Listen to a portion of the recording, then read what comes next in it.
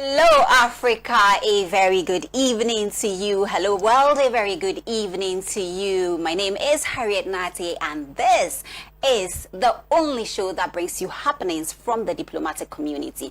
We get to find out who is doing what, who is new, and what's the agenda, why are they in the country, and what are they up to. We make it our business to get you to know everything that is happening in the diplomatic community. And so on this edition of Diplomatic Affairs, it's a season 5, all new season, and we are very excited to be introducing some new angles to this platform where we talk about everything diplomacy, foreign affairs, international relations, and all that you need to know when it comes to diplomacy, bilateral relations, and multilateralism. So today is not different from what we do on the platform. We have somebody who is going to be gracing our platforms in a bit. We'll be talking about him. We'll talk about his assignment as an ambassador for Environment Africa, and we will talk about his music career. We'll talk about his humanitarian works. There is so much that I can even say it all, but I can't wait to share all of it with you. Welcome once again to Diplomatic Affairs. As you know, we are streaming live on Facebook and YouTube. So if you want to be part of the conversation, please join us. Share your messages, your thoughts. We are big on them. We'll take all your questions right here on the platform. So we get to do this together. I want you to be with me so I can gather all the momentum that I need to have in having a very beautiful conversation on today's episode of Diplomatic Affairs. We are in over 40 African countries and also in some parts of Europe, and we are global. Yes, with our global audience. I'll take a break. When I come back, I'll tell you all that you need to know about my guest for this edition of Diplomatic Affairs. Please stick and stay with us.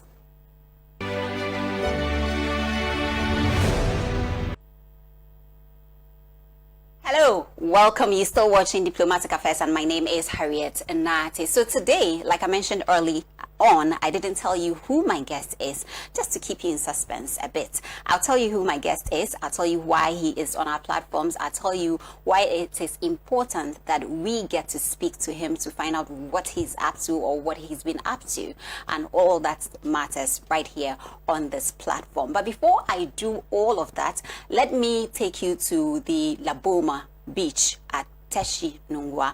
I was there today in the early hours of the day today, together with the EU ambassadors, EU in Ghana, the United Nations. All of them were at the beach to carry out the annual exercise, the beach clean up exercise that takes place every year on the 25th of September. So we were there to give them media coverage, and as always, to also interact with them and find out more about this initiative. Let's take a look at some of the videos, and when we come back, we will begin our conversation.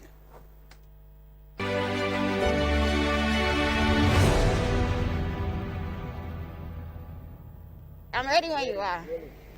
All right, well, I see your hands are full. Wow, yeah, this is my second bag already. This beach is dirty.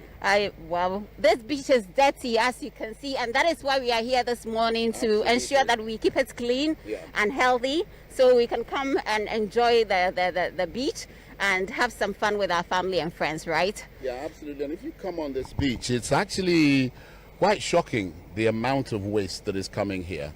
So if this is just one small bit of the level of pollution that comes in off the ocean, then we as human beings really need to change our consumption patterns. And this is the key to this kind of message. Because if we don't create this trash, then there'll be no need for this. And we're killing this planet. This is your first assignment, I believe, since you came in, right? What are we doing here? Walk us through what is happening here today. We teamed up with a local association, Plastic Punch, in order to raise awareness on the damages caused by plastic to the sea, to the ocean, to the nature, to our health. Because it is said that every year, myself, yourself, everyone, the viewers, we are eating the equivalent of one credit card in terms of plastic. Because plastic is eaten by the fish, we eat fish. So, you know, and plastic is not going away. it takes more than 5 centuries for plastic to degrade into the water. So the plastic we are littering today is there forever, virtually.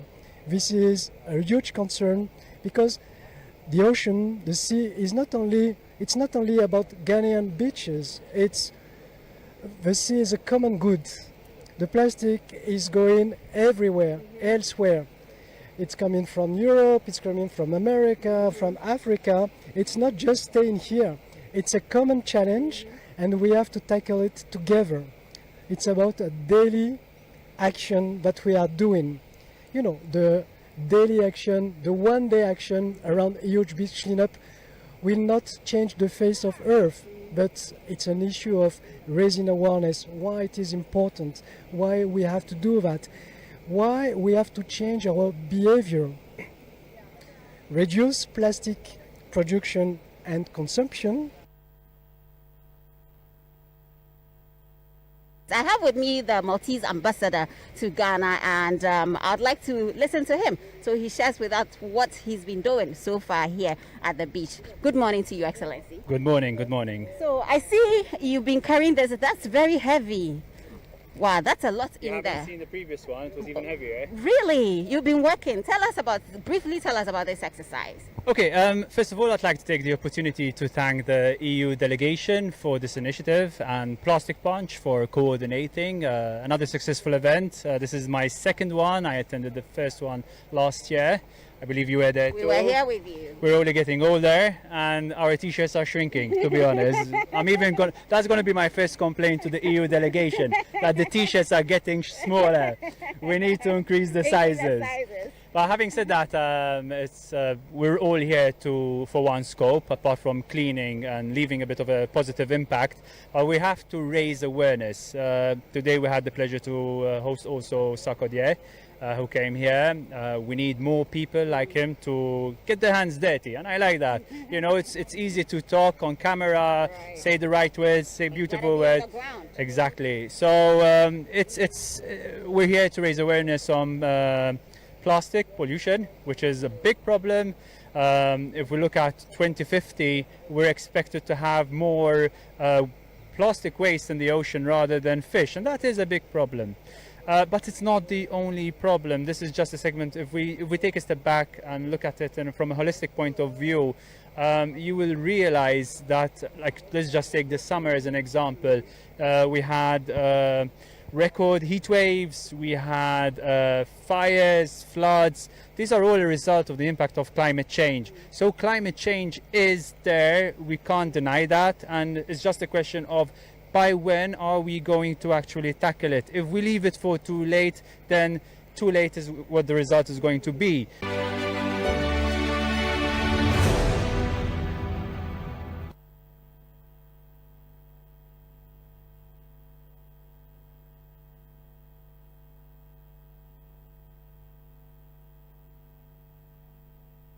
Right, so that was the EU beach clean up exercise, which took place this morning at the Laboma Beach at Teshi, right here in Accra. And Diplomatic Affairs was there to interact with the diplomats, the ambassadors, the international community, the EU member states who participated in this morning's event or exercise. And we thought it would be great to put it together and let you know what is happening again from the international community. Remember, we are your eye to the international community, your eyes to the international community. So whatever happens, trust us to bring it to you right here.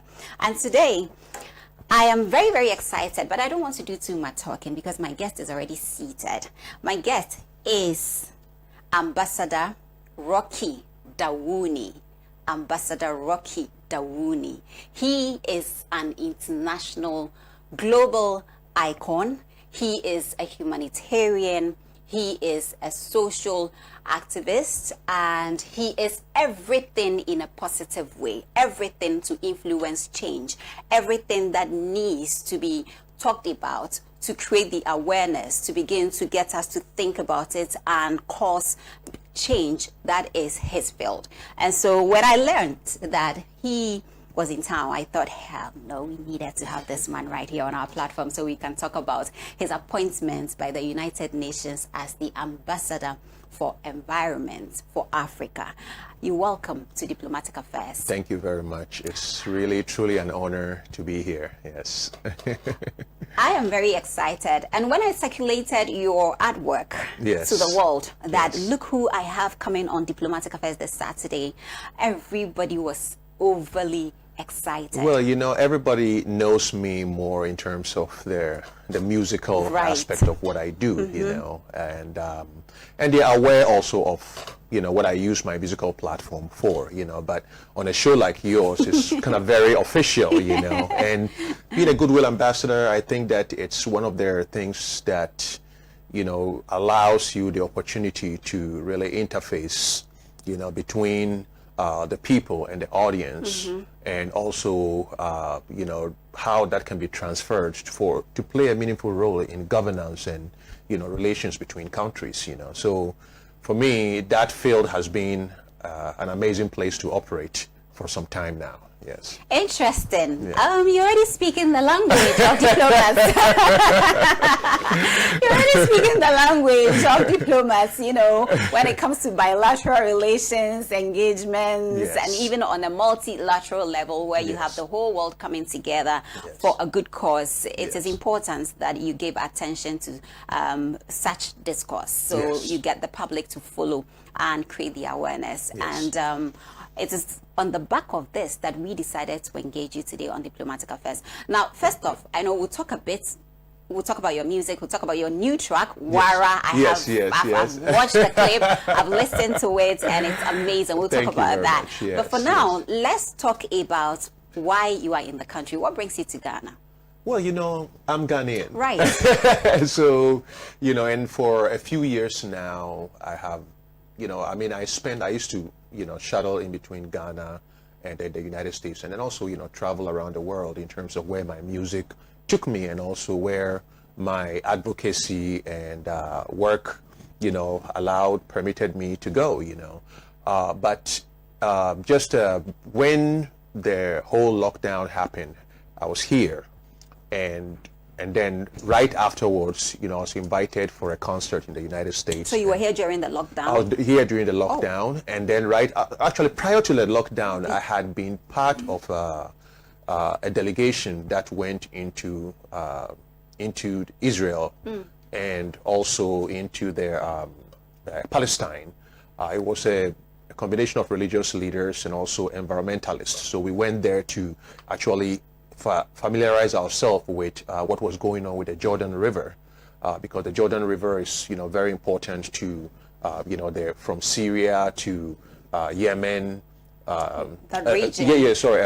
You know, from Syria to Palestine to Israel, and so there's a lot of, you know, politics and all of that that goes on with. You know, so we were there fact-finding, meeting community leaders, meeting political leaders, meeting religious leaders, and really trying to, like, you know, facilitate a conversation, you know, to have a deeper understanding and also, you know, help not only educate ourselves, but also try to, you know, get connect. Them to negotiate. Connect, you know. I mean, it's hard to get somebody to negotiate. You know, what you do is that you just create the, you know, the grounds where different and differing opinions can have a seat at the table and have a conversation. So right afterwards, then I was in Ghana, things were shut down, and then, you know, when things calmed down, you know, I was invited to the US for a concert, and then about 3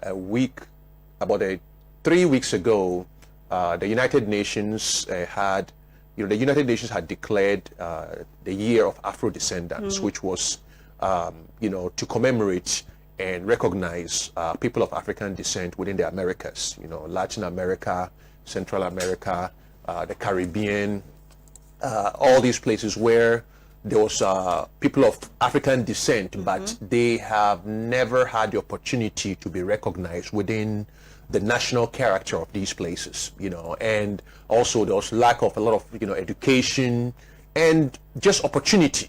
So the government of Costa Rica decided to commemorate the first International Day of Afro Descendants. So under the auspices of the United Nations, I was invited, and also the government of Costa Rica.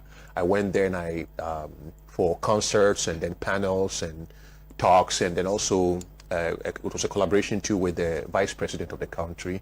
And we were able to bring great attention to the issue, at the same time to forge a framework for connection between the diaspora and also Africa, and to bring attention to the plight of our brothers and sisters out there. So right afterwards, and then I came back to Ghana. So that answers my question for what came you've back been home. up to. Yes. We're happy to have you home. Thank We you. are happy to have you home. Thank you. You made mention of the Year of Afro Descendants. Yes.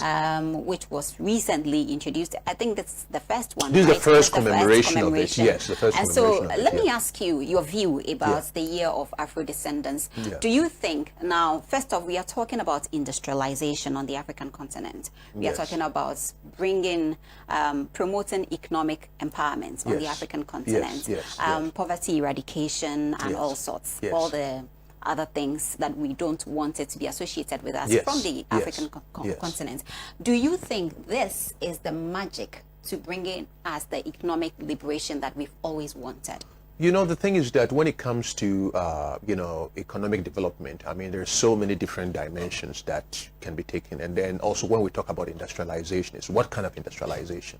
Being a UN Goodwill Ambassador for the Environment, I feel that there's opportunities when it comes to, renewable energy, and with the openings that is in terms of the conversation about climate that is going on, and the conversation about creating sustainable development. I think that it gives us an opportunity to jump into that sector and use that sector as, a primary economic vision to create jobs and train young people, and also equip the young people, because we are Africa, not only Ghana, but Africa has the youngest population of young people. And these young people are, they're growing fast, and they need, they need the tools. They need the tools, and they need the education, and they need the direction to be able to take advantage of, that, the youthfulness, and embrace new and dynamic ideas too that can bring economic prosperity. And then secondly, talking about Costa Rica, when I was there, Costa Rica is one of the countries that has actually done a lot of advancement in these sectors. And then in addition to that, it is also one of the countries that has protected its environment. This is something that is an issue here in Ghana. You walk everywhere, there's plastic bags everywhere, there's trash everywhere. This country, you don't even see plastic bags everywhere. Oceans, the rivers are all clean. They also have, rainforest with like all the trees, and the biodiversity is one of the most biodiverse countries. And here we are also in Ghana, where we've lost a lot of our biodiversity. We have pollution in the rivers. In terms of the oceans, the coral reefs are all being depleted.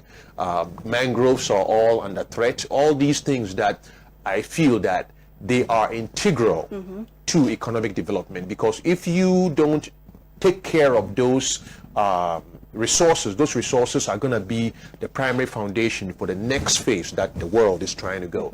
So that's kind of the lesson that I took there. And then when it comes to economic cooperation too, we need to be able to have free movement of goods and services and people, So on that premise, I think that we have been hampered a lot. First of all, the linguistic issue of the colonial borders, where, French-speaking countries and, also English-speaking countries, in terms of being able to integrate. Thank God we have something like the ECOWAS that has facilitated that. That's the Economic Community of West African Yes, States. but on the ground, when you are going through the borders, it's a whole other thing. Right. Goods and services don't move. Free flow access. Free flow access. So I think barriers. that if we are able to focus on really limiting the economic barriers and also allow free movement, and engagement to Africa, then we create a much more bigger economic bloc with the continent, And then beyond that too, I think the diaspora the African diaspora, you have 200 million people In the diaspora. of African descent in there. So the potential for connecting that to as part of a greater vision of an economic community, is something that is waiting to happen. And I think that if we have the opportunity for our leaders to start really seeing this and jumping on it, and then finding the means by which they can use the shared culture, because that's where I believe in terms of culture, because when you have a foundation of culture and a shared history, that's the first major step. And then beyond that, there's been models like the South-South Cooperation and all of that can be used. And then I feel that if we are able to tap into this potential, we can really increase our opportunity towards, economic prosperity. Great.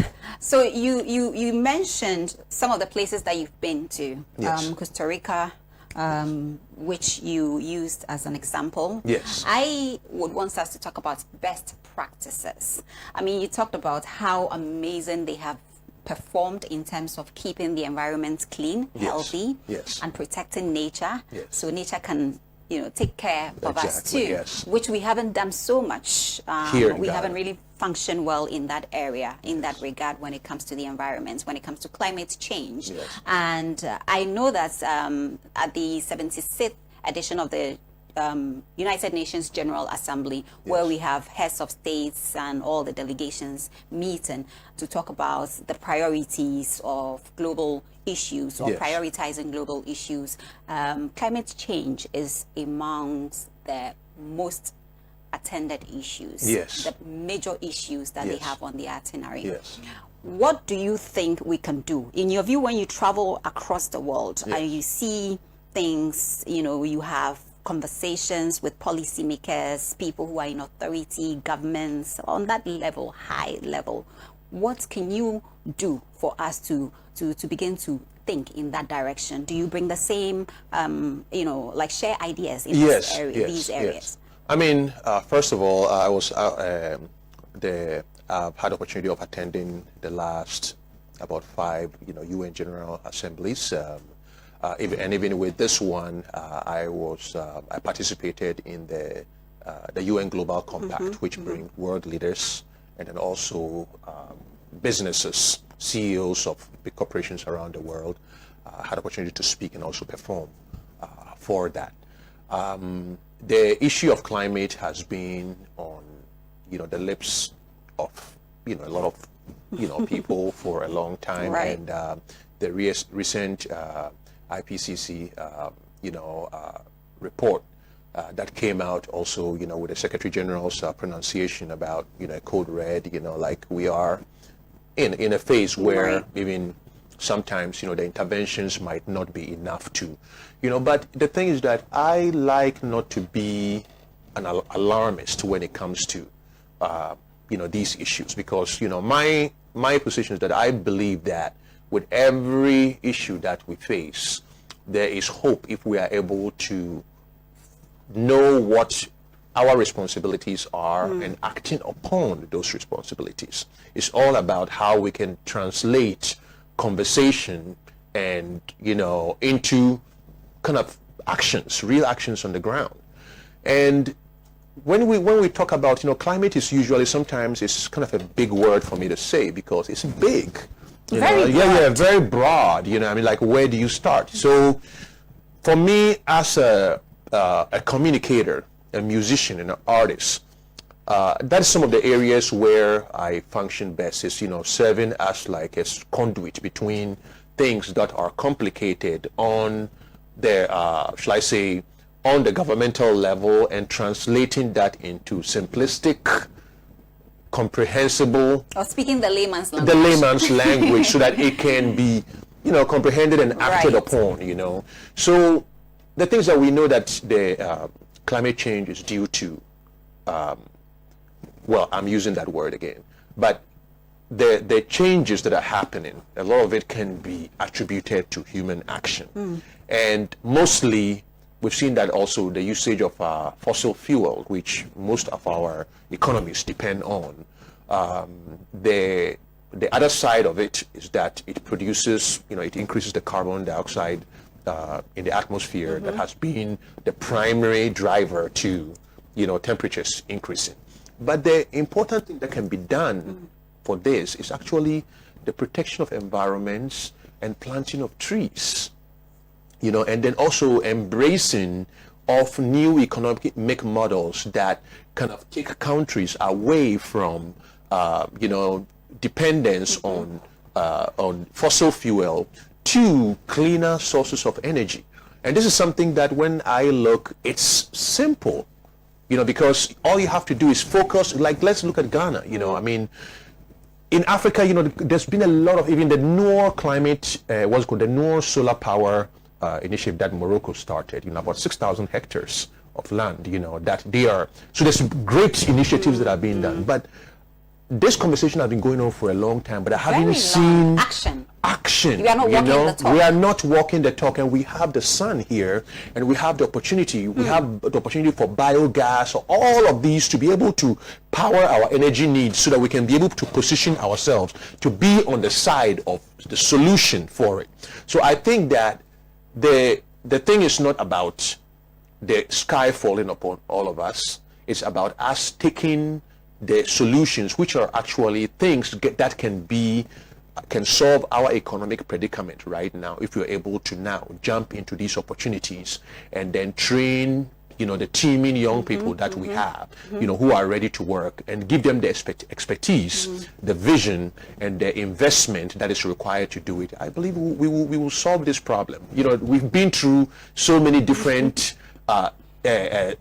stages in this human journey, and through all of it, it's our ability to master that courage, both political courage and to be able to take action and do and make things happen on the ground. That has been the solution. So I believe that ultimately, with all that is going on, it will end up in what each individual does on the ground.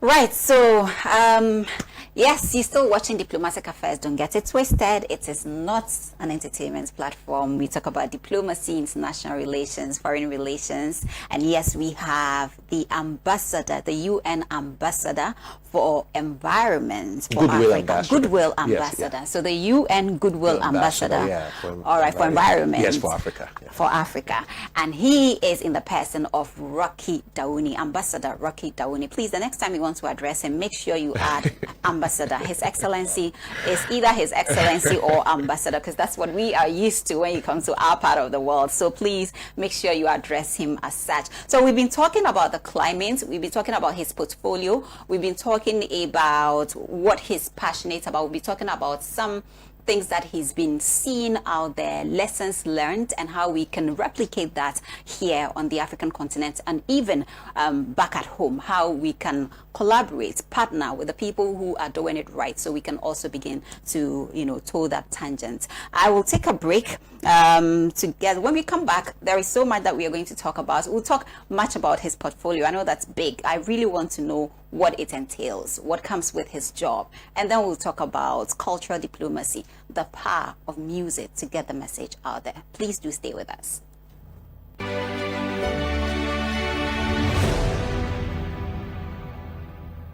Right, welcome back. You're still watching Diplomatic Affairs with me, Harriet Nati, and my guest is Ambassador Rocky Dawuni. Yes, he's an international icon, and he's been up to so many things. He's a humanitarian, a social activist, and he's involved in so many things. And so when we got to know that, well, he is in this same space as we find ourselves, we thought we should, let him be on the show, or bring him on the show, so we can discuss his works. We can get to know what his appointment means. And I'm curious, we've discussed the planet a bit. We've talked about climate change, but we are not done yet. And so if you have any questions, any message whatsoever, and you want to share with Ambassador Rocky Dawuni, well, you have the number on your screen, 0248 666 976. And we're also live on Facebook and on YouTube, so you can leave your comments, and I'll gladly read them when we are at the tail end of the show. I'll take all your messages and read them right here on the show. So Now, Your Excellency, let's talk about, we briefly talked about the planet's climate change. You know what my worry is? Let's get a bit practical. Yeah. When I'm driving through town, one of the things that I see, and I don't know whether I get angry, I get disappointed, and I also ask myself, what can we do to take care of this problem? Is the open burning of refuse. Yes. Have you seen? I mean, the burning of refuse. That is the emissions standards too of a lot of the cars that are in the street and the traffic, the pollution, the air quality. But you have homes burning refuse outside.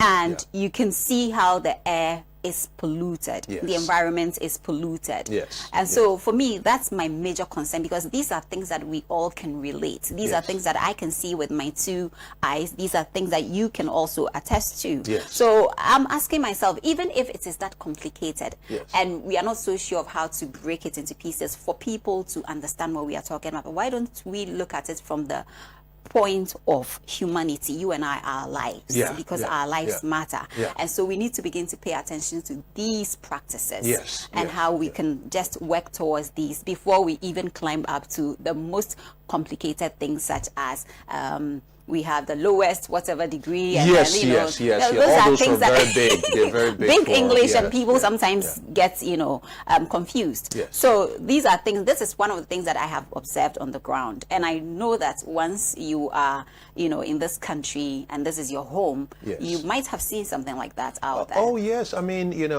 it's. The thing is the plastics, and then when people are burning refuse, they don't even separate it. Sometimes you have the plastics. There's no segregation. You just add everything. And then all the toxins are, burning there, and you and go to inhaling them. Yeah, very populated areas, and this is happening.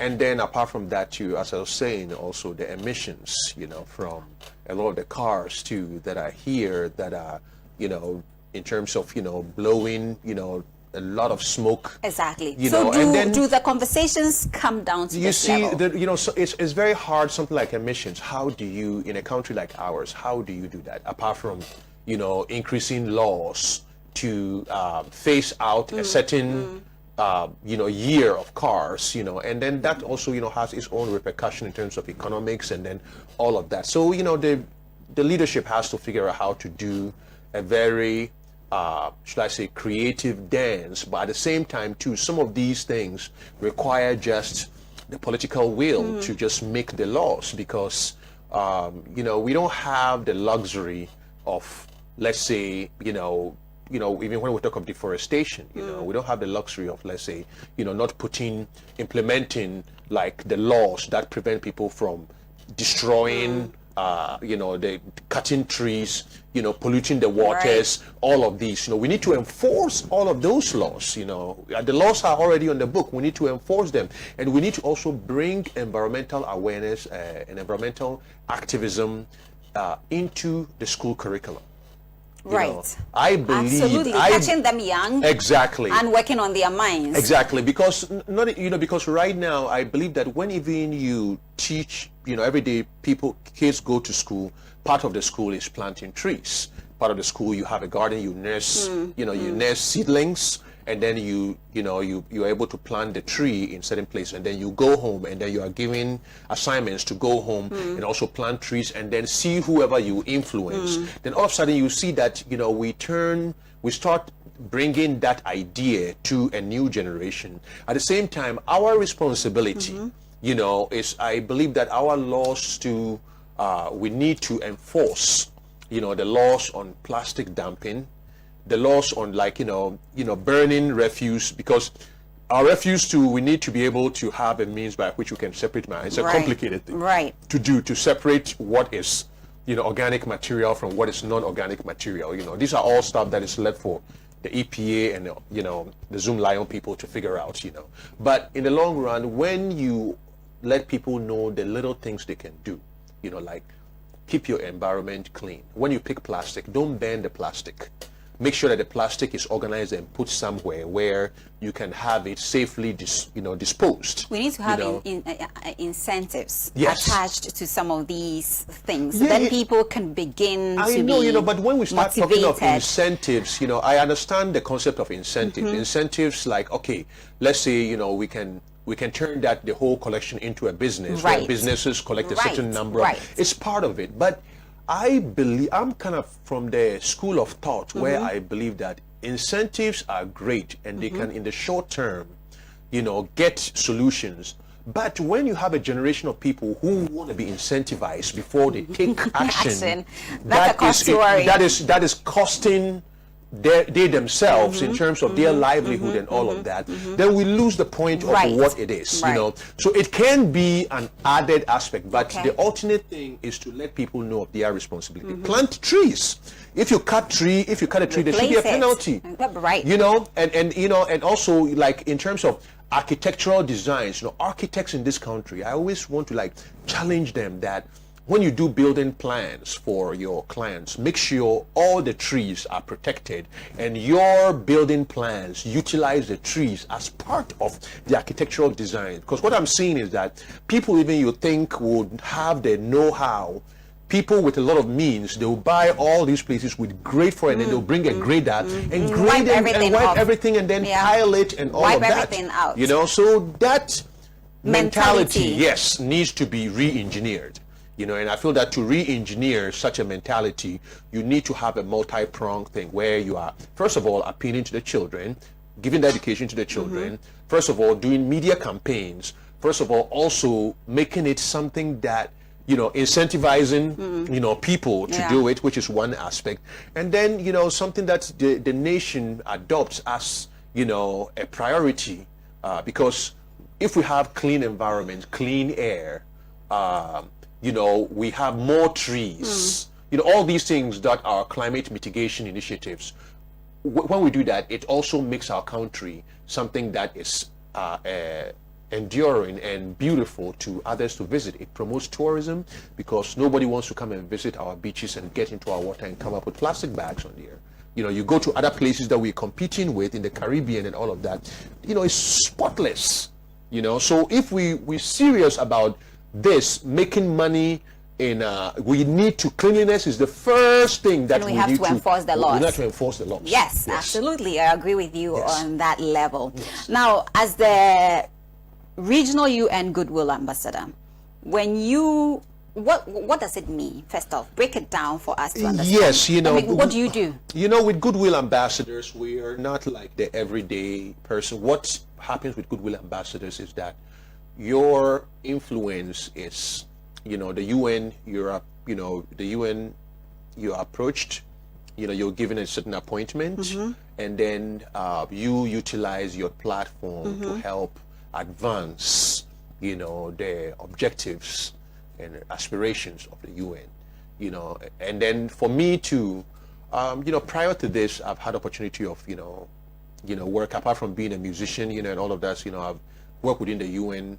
I was also the ambassador for Clean Cooking Alliance, global ambassador. It was an initiative that was launched by Secretary Hillary Clinton, and myself and Julia Roberts and Jose Andres were the first global ambassadors for it. And then now we also have our second lady, Samira Baumia, who's also an ambassador for that initiative.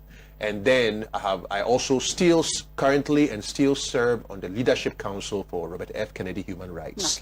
So I had the opportunity of, in that realm too, it has, other luminaries like President Clinton and a whole lot of other people who are part of the Leadership Council, And so I get to also, be involved in issues that have to do with human rights. And all of these things, for me, I approach them in a way where I utilize the art of music and the ability of, as a musician, you have, you are able to tap into the social psyche in a way that you're able to communicate to people in a deeper sense, and I feel that sometimes even beyond language, and that's what performance and all of those things. So if you're able to translate all of these attributes into something tangible, into a communication tool, then you are able to even take big ideas Right. and give it much more mileage.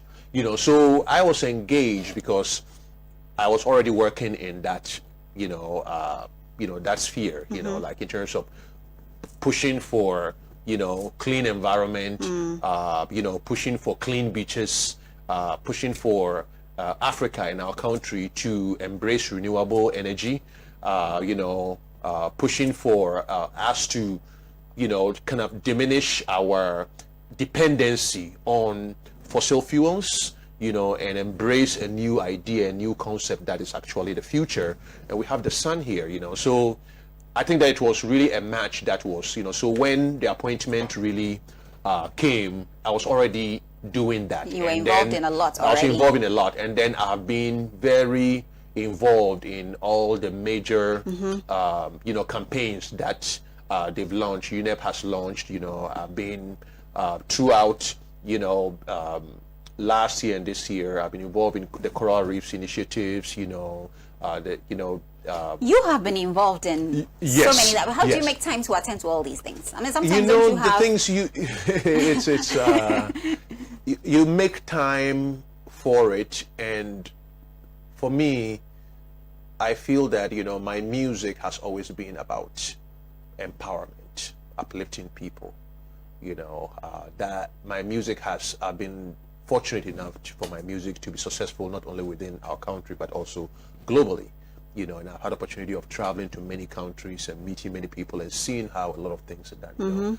I just think that you just the inspiration, things that you talk about, you have an opportunity to transfer those ideas into meaningful social change on the ground. Right. So collaboration and working with these organizations allow me to put my vision, artistic vision, into action. So it feeds itself. After I'm done doing all of this, it gives me the lyrics and the music, That's like you the take inspiration. Yes, because my words, I always, one time I was But all asked, these came to being on the back of music. Is Yes, that right? yes, Will I be yes. right to say that? Yes. It was the music, So it was the music platform, first that paved way for all but these in my appointments. I had always been involved from when I started. My first concerts were all involved. I was involved. I collaborated with the Carter Center for the Guinea worm eradication initiatives. I brought a lot of artists along with me to travel all over the north to Right. go and meet communities and work with. I've always believed in the power of music to create social change in a real way.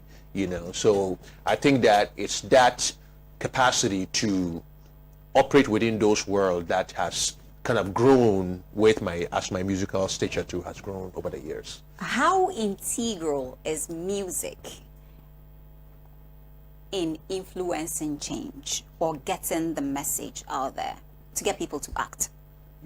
I think that music is probably the most important tool for social change. It's probably the most important tool because when music is purposed for that objective, it transforms the world. I mean, when you look at even American history, during the 60s, during the, when you had the Martin Luther King movements and all of that, songs like, A Change Is Gonna Come, Sam Cooke and all of these things were the integral songs that galvanized people, brought people together to have a shared common Right. ideal to focus on what you were doing. Even the Vietnam War, when it happened, people like Bob Dylan, were at the forefront of using music to bring activists and all the people who were advocating for the American government to stop the war and all of that. So their music was very instrumental in changing the narrative and also changing the mindset of the people to now put the pressure on the politics to make sure that the politics also follows the will of the people. So in that regard to music also, when it comes to transforming, bringing transformation, let's say the environment and all of this stuff. It's not a matter of sitting down and singing a song about the environment. It's about you, the artist, what you believe in. And that's what I think, that sometimes it's not a matter of, I call that diplomacy, by osmosis. Where you just create, what you believe in it and you are doing it, and at the same time too, you put it as a means, as an activism platform, and then others who follow and believe in what you do. All right, so using the approach that works for you. Exactly, are drawn to your message across. Exactly. And so for me, I feel that, that power of music, and then the power to communicate. When the music stops, you have an audience, and that audience too, it's not only music that you can engage them with. You can engage them with the things that you believe in. And I believe that once they believe in your ability to create, and they trust your vision of creativity, that trust can also be moved into a space where you can invite them into the things that you believe in and the vision that you believe in, that if they know that it is genuinely something that you hold to impact their lives in a positive way, I believe they will be receptive to it. So the power of music cannot be underestimated. It cannot be. It is the primary tool. And that scares me as well, because it sends out good vibes, as in positive change, and at the same time, it can influence in a negative way. It can influence in a negative way. No. But that's why I say it's the intention of the person behind it. But music brings agreement. You see, the thing is that it brings everybody to the table. You just have to go into a concert hall with like great music, and even people that you don't agree with, you go NPP and NDC are dancing together. They come to a consensus on that level. Everybody doesn't see the same beat until it stops, and you start talking. The divisions crowd. Talking of music, the power of music in getting people to focus, to pay attention, and to, of course, get the change, the results that we want. Let's talk about cultural diplomacy. I mean, cultural diplomacy recently is being used by a lot of countries. Soft power, sort of. You know, where, like you said, you diffuse situations with that approach, and it seems to be working perfectly well. Now, how can we leverage cultural diplomacy to get Africa to the world?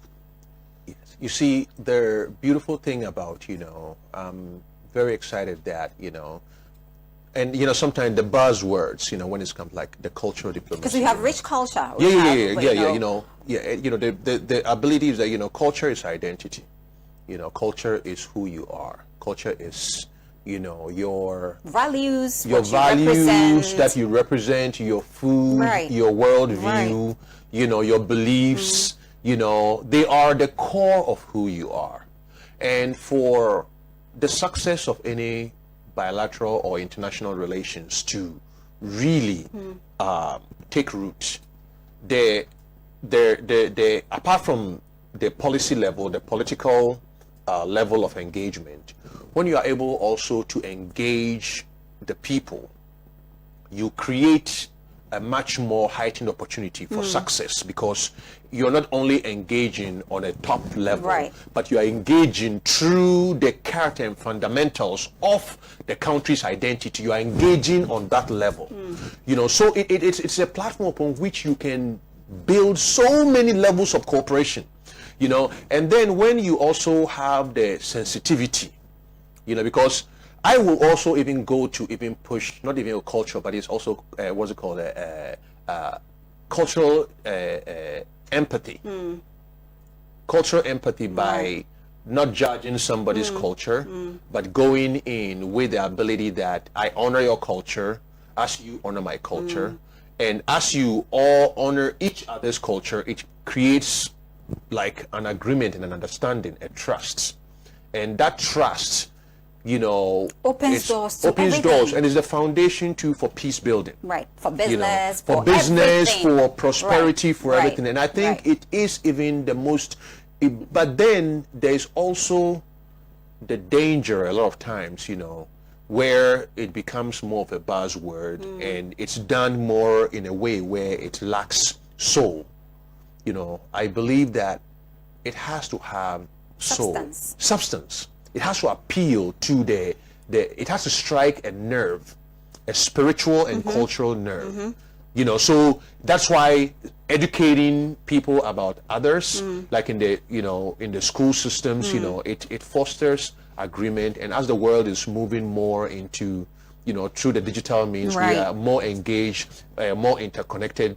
You know, the art of cultural diplomacy is going to be the primary tool for diplomacy. It's going to be the right. Okay, so we let's talk about Wara briefly. I have, I think, just less than 3 minutes. Oh, okay. Yeah. Okay, so Wara is my new video. New baby. Yeah, my new video that, you know, was just launched. It's a song that I delve into the traditional. We're talking about culture. So this is also me going back and using the traditional high life style and representing that in a very contemporary setting, and then filming it also in a way that it heightens the beauty of Ghana, the beauty of the people. I'm in love with the clip. I saw the video. Contemporary, yeah. I saw the video. Yeah, good job on that. Good job on that. Thank you. Great. So I have just, let me see if I can use a minute to take some of the messages that are coming in for you. It says, this one says, well, good evening to you, Harriet. Nice topic.